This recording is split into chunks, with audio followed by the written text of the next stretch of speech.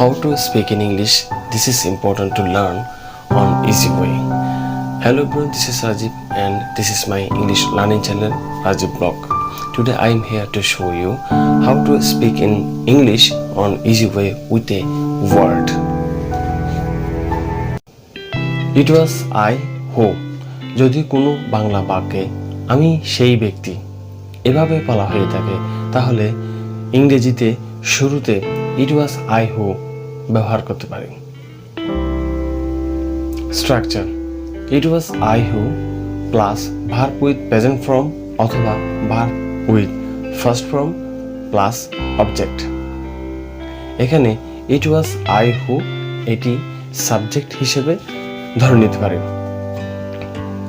Example it was I who helped you most অর্থাৎ আমি সেই ব্যক্তি যে তোমাকে সবথেকে বেশি সহযোগিতা করেছে।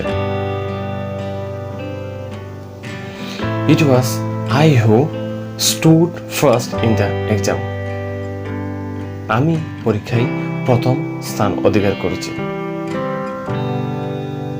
It was I who এখানে I এর পরিবর্তে যে কোনো ব্যক্তিবাচক নাউন ব্যবহার করে আমরা সেন্টেন্সটি সম্পূর্ণ করতে পারি। যেমন It was Rahim who helped me অর্থাৎ রহিমই সেই ব্যক্তি যে আমাকে সহযোগিতা করেছিল।